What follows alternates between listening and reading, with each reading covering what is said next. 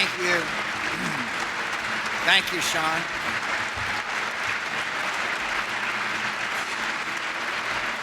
Thank you.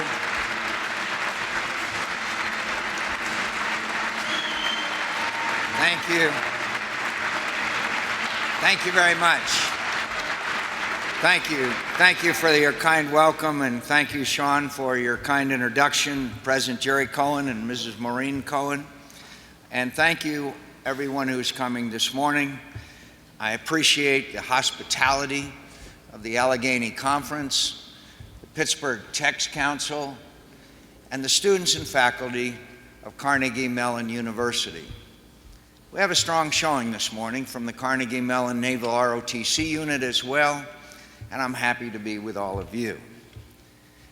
This university has a fine reputation for its programs in business, finance, and other disciplines in the field of economics. 6 Nobel Prize winners.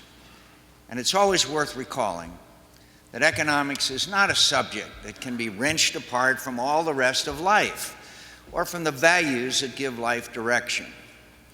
When we debate economic policy, we're talking about, after all, the deepest hopes that carry each of us along in the work we do, and about all the things we wish for ourselves and for each other. And these can't simply be measured by simply running the numbers. In our free society, it's left to each one of us to make our own way in the world, and our jobs, businesses, savings, pensions, farms, and homes are the work of years. Take these away, and you're diminishing a lot more than the GDP or the final tally on the big board on Wall Street. Take these away, and 1 million dreams are undone. The gains of hard work and sacrifice are lost.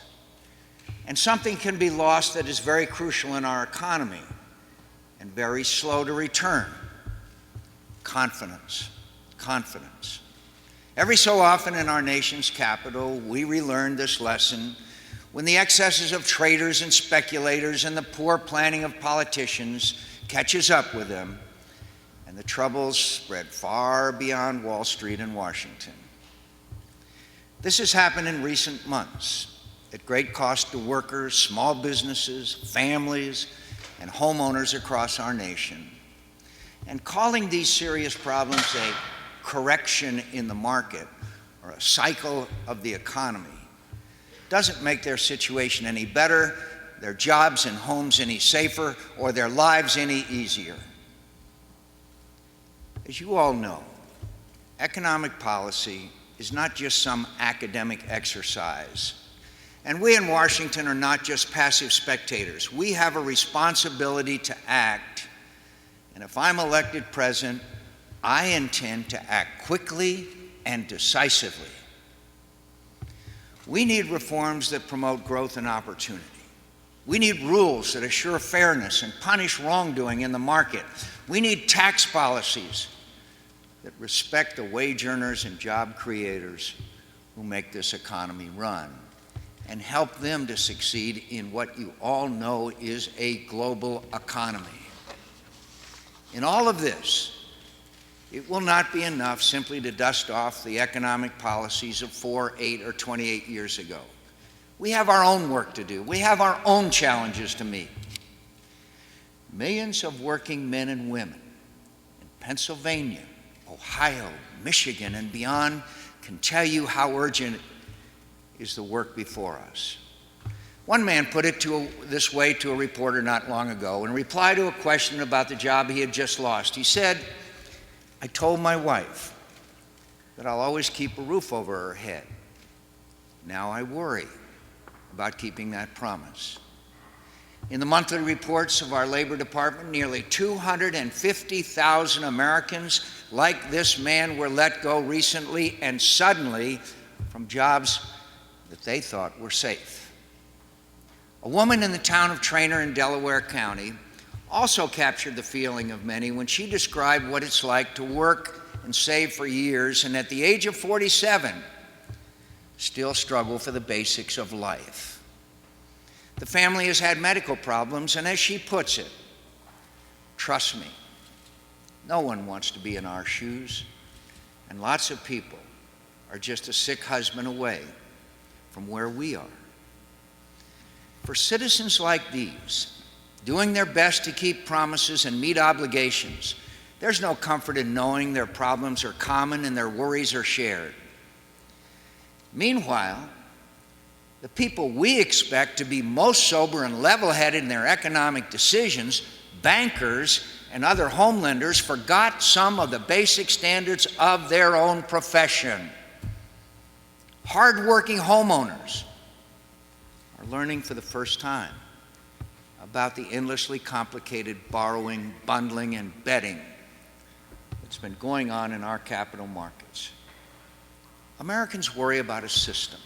They worry about a system that allows 4 million bad loans to affect 51 million good ones.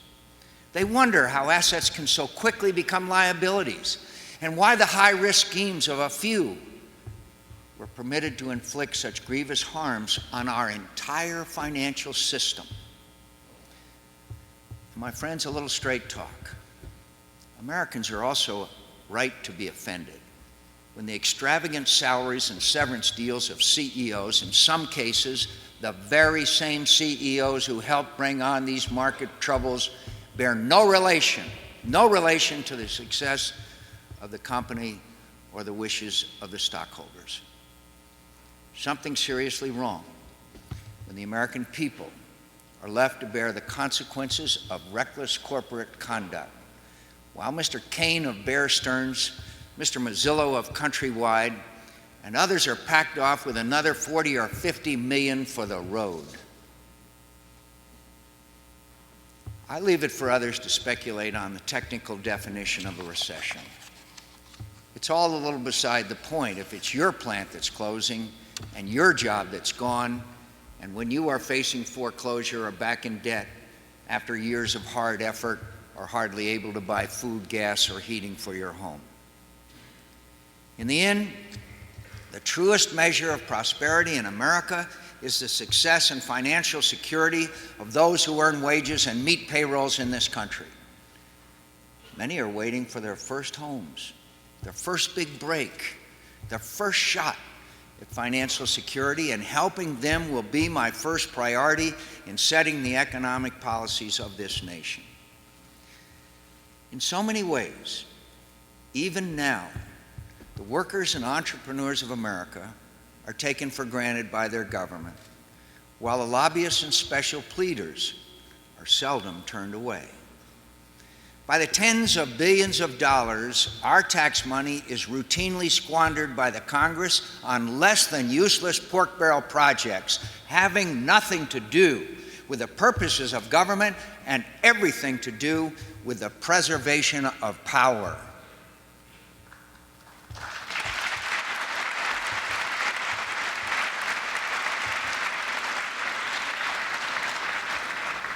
In the same way, many in Congress think Americans are undertaxed.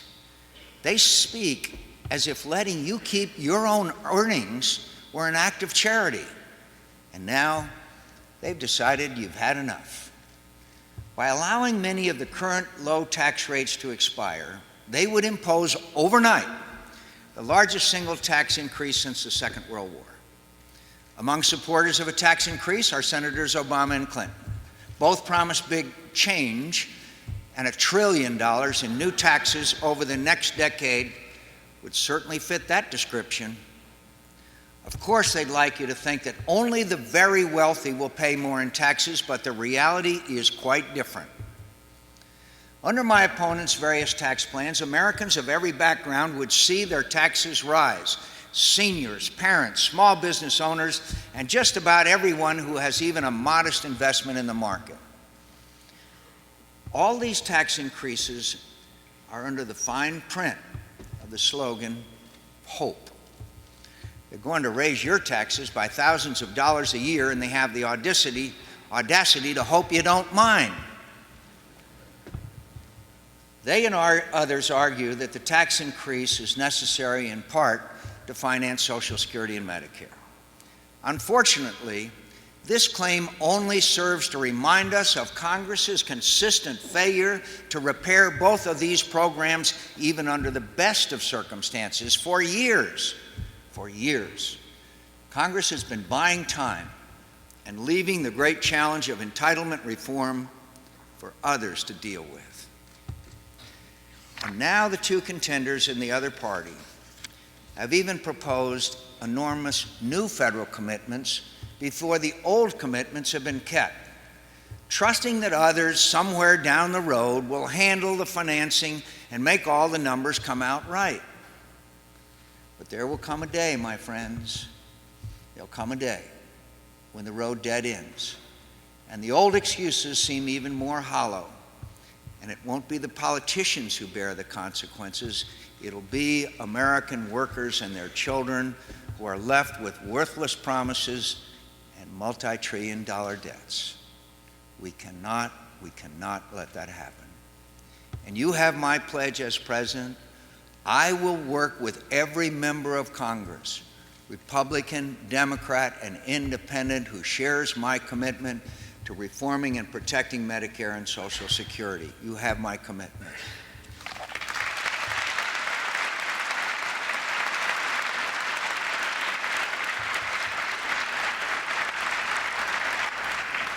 In so many ways, we need to make a clean break from the worst excesses of both political parties. For Republicans, it starts with reclaiming our good name. Our good name as the party of spending restraint. Somewhere along the way, too many Republicans in Congress became indistinguishable from the big spending Democrats they used to oppose.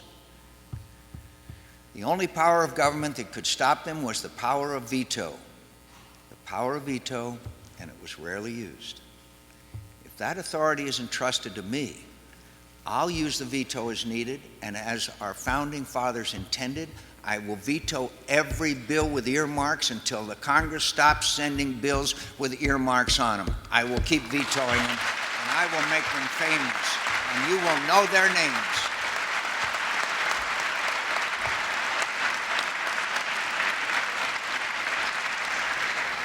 I will seek a constitutionally valid line item veto to end the practice once and for all. I will lead across-the-board reforms in the federal tax code, removing myriad corporate tax loopholes that are costly, unfair, and inconsistent with a free market economy. As president, I will also order a prompt and thorough review of the budgets of every federal program, department, and agency.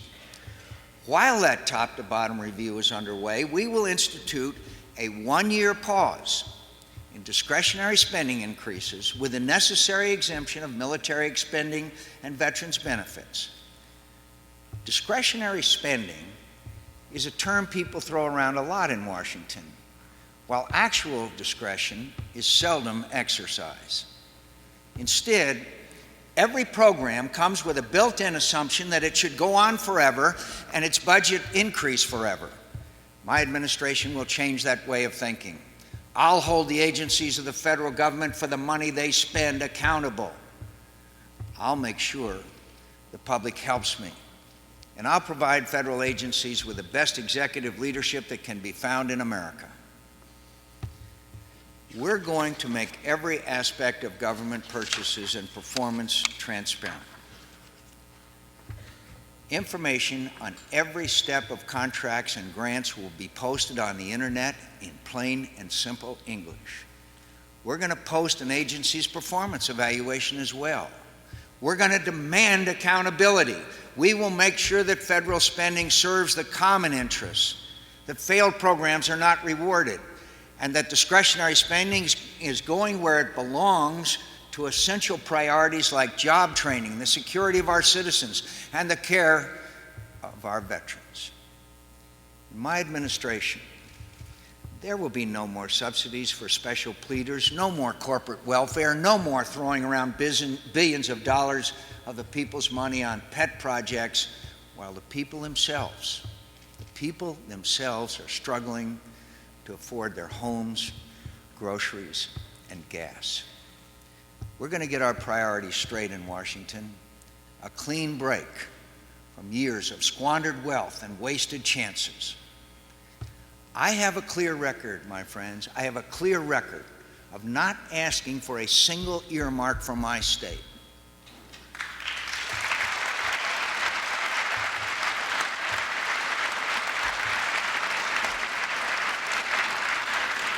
And my state's doing pretty well. For their part, Senators Obama and Clinton have championed a long list of pork barrel projects for their states, like the all-important Woodstock Museum. All-important Woodstock Museum that Senator Clinton expected Americans to pay for at the cost of $1 million. That kind of careless spending of tax dollars is not change, my friends. It's business as usual in Washington, and it's all part of the same wasteful and corrupting system that we need to end. The goal of reform, however, is not merely to check waste and keep a tidy budget process, although these are important enough in themselves. The great goal is to get the American economy running at full strength again, creating the opportunities Americans expect and the jobs Americans need. And one very direct way to achieve that is by taking the savings from earmark, program review, and other budget reforms, which is on the order of $100 billion annually, and use those savings to lower the business income tax for every employer that pays it. So I will send to Congress a proposal. That's okay. It's okay.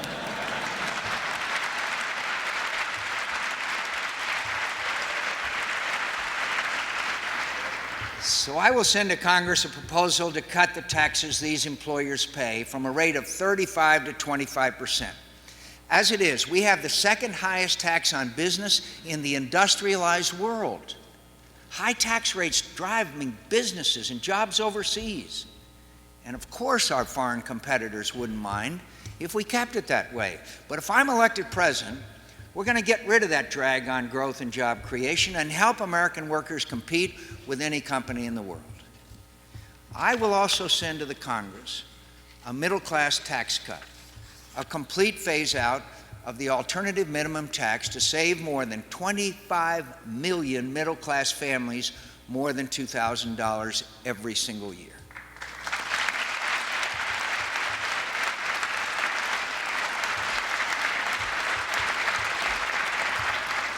Our tax laws and those who enforce them should treat all citizens with respect, whether they are married or single. But mothers and fathers bear special responsibilities, and the tax code should recognize this. Inflation has eroded the value of the exemption for dependents.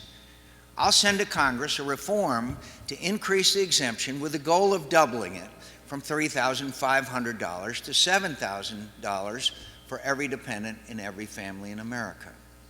The tax laws of America should also promote and reward innovation because obviously innovation creates jobs. Tax laws shouldn't smother the ingenuity of our people with needless regulations and disincentives. So I'll propose and sign into law a reform agenda to permit the first year expensive of new equipment and technology, to ban internet taxes permanently, to ban cell phone taxes,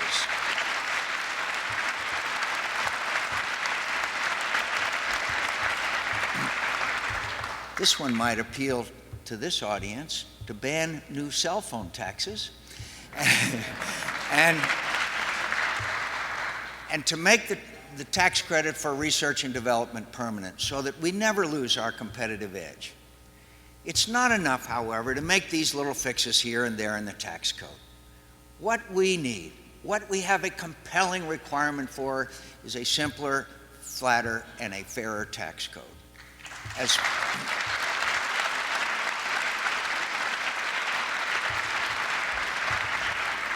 As president, I will propose an alternative tax system. An alternative tax system. When this reform is enacted, all who wish to be under the current system could still do so, and everyone else could choose a vastly less complicated system with 2 tax rates and a generous standard deduction period. Americans don't resent paying their rightful share of taxes. What they do resent is being subjected to thousands of pages of needless and often irrational rules and demands from the IRS.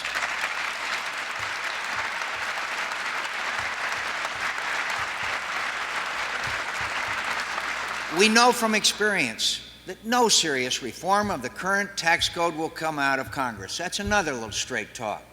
So it's time to turn the decision over to the people. We're going to create a new and simpler tax system and give the American people a choice. Better tax policy is just one part of a pro-growth agenda that includes smarter regulation, a leaner, more focused government, and among the many benefits to America, these reforms will help to create jobs, improve the investment climate, attract global investors, and strengthen the dollar. Also, Americans worry about stagnant wages, which are caused in part by the rising cost of health care. Each year, employers pay more and more for insurance, leaving less and less to pay their employees. As president, I will propose and relentlessly advocate changes that will bring down health care costs, make health care more affordable and accessible, and help individuals and families buy their health insurance with generous tax credits, and enable you to keep your insurance when you change jobs. I can't tell you the number of people that worry about when they change jobs and their ability to keep their health insurance. Many retired Americans face the terrible reality of deciding whether to buy food, pay rent, or buy their prescriptions, and their government should help them.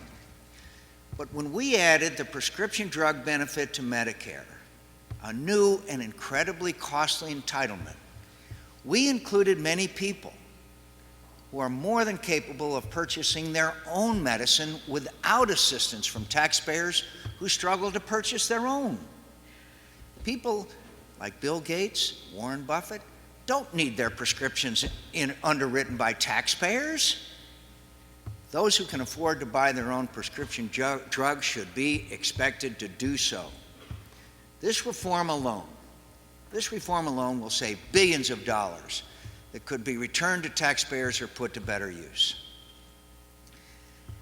There's never been a problem Americans couldn't solve. We're the world's leaders.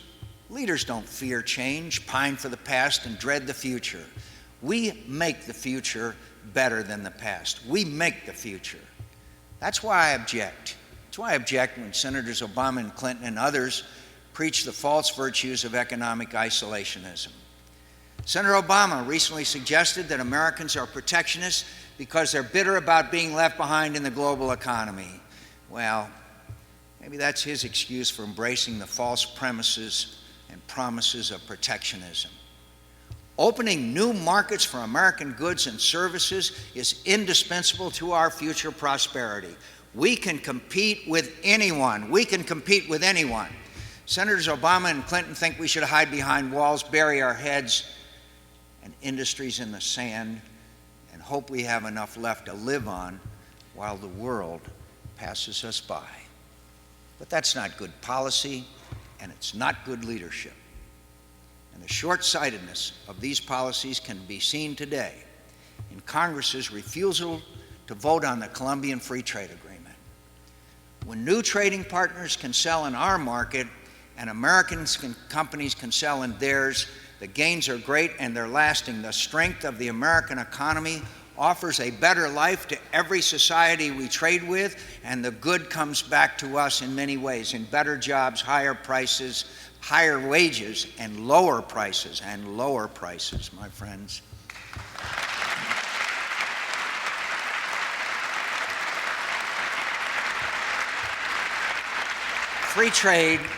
Free trade can also give once troubled and impoverished nations a stake in the world economy and in their relations with America. In the case of Colombia, a friend, a crucial democratic ally. Its stability and economic vitality are more critical now as others in the region seek to turn Latin America away from democracy and away from our country. Trade serves all of these national interests and the interests of the American economy as well. And I call on the Congress once again to put this vital agreement to an up or down vote. I know that open markets don't automatically translate into a higher quality of life for every single American. Change is hard. Change is hard. While most of us gain, some industries, companies, and workers are left to struggle with very, very difficult choices, and government should help workers. They should help workers get the education and training they need for the new jobs that will be created by new businesses in this new century. Right now, we have more than a half a dozen programs that are supposed to help displaced workers and for those who are not working at all. We have an unemployment insurance program straight out of the 1950s. It was designed to assist workers through a few tough months during an economic downturn until their old jobs came back. That program has no relevance to the world we live in today. If I'm elected president, I'll work with Congress and the states to make job training and unemployment insurance what it should be, a swift plan from a job that's not coming back to a job that won't go away.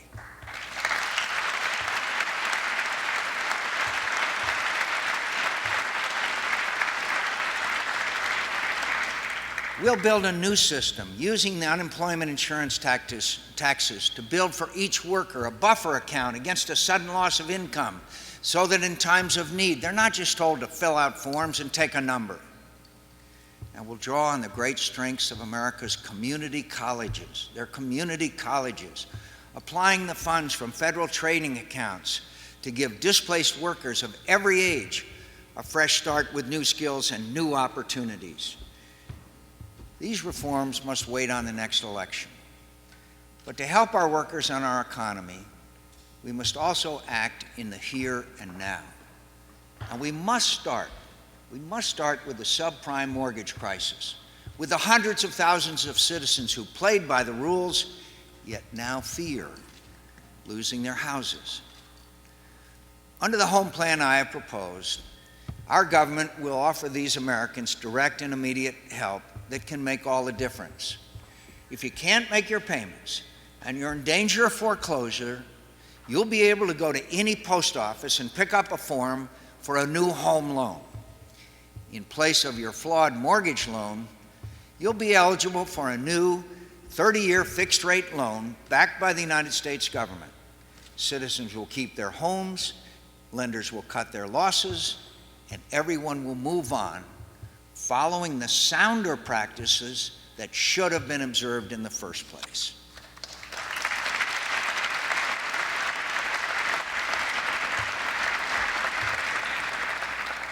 It's as important as well to remember that the foolish risk-taking lenders, investment banks, and others that led to these troubles don't reflect our free market as it should be working.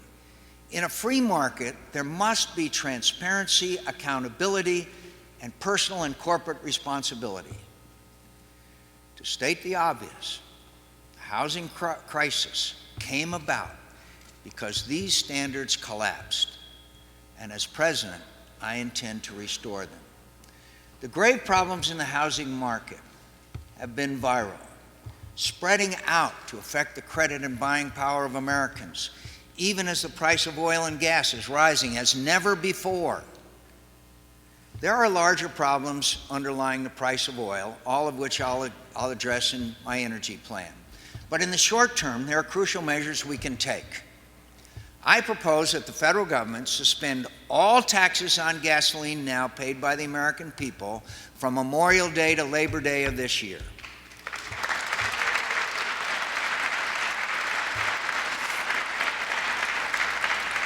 The effect will be an immediate economic stimulus, taking a few dollars off the price of a tank of gas every time a family, a farmer, or trucker stops to fill up. Over the same period, our government should suspend the purchase of oil for the Strategic Petroleum Reserve, which has also contributed to the rising price of oil. This measure, combined with the summer-long gas tax holiday, will bring a timely reduction in the price of gasoline. And because the cost of gas affects the price of food, packaging, and just about everything else, these immediate steps will help to spread relief across the American economy. By summer's end, moreover, millions of college students will be counting on their student loans to come through. And we need to make sure that happens. Those loans must come through. These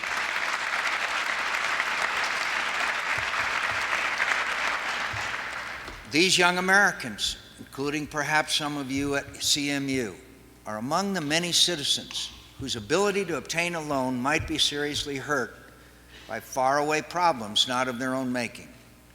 So today, I propose that the Department of Education work with the governors to make sure that each state's guarantee agency has the means and manpower to meet its obligation as a lender of last resort for student loans. In the years ahead, these young Americans will be needed to sustain America's primacy in the global marketplace, and they should not be denied an education because of the recklessness of others has made credit too hard to obtain. These are just some of the reforms I intend to fight for, and differences I'll debate with whoever my Democratic opponent is. In the weeks and months ahead, I'll detail my plans to reform health care in America, to make our schools more accountable to parents and taxpayers, to keep America's edge in technology, to use the power of free markets to grow our economy, to escape our dependence on foreign oil, to guard against climate change and be better stewards of this earth that we inhabit. All of these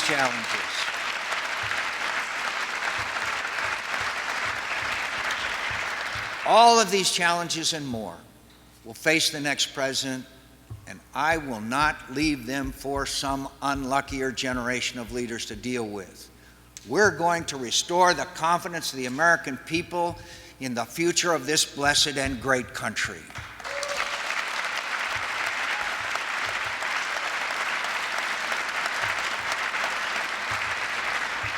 I do not seek the presidency on the presumption that I am blessed with such personal greatness that history has anointed me to save my country in its hour of need. I seek the presidency with the humility of a man who cannot forget that my country saved me. I'm running to serve America and to champion the ideas I believe will help us do what every American generation has done, to make in our time and from our challenges a safer, stronger, more prosperous country and a better world. As I have always done, I will make my case to every American who will listen. I will not confine myself to the comfort of speaking only to those who agree with me. I'll make my case to all the people. I will listen to those who disagree.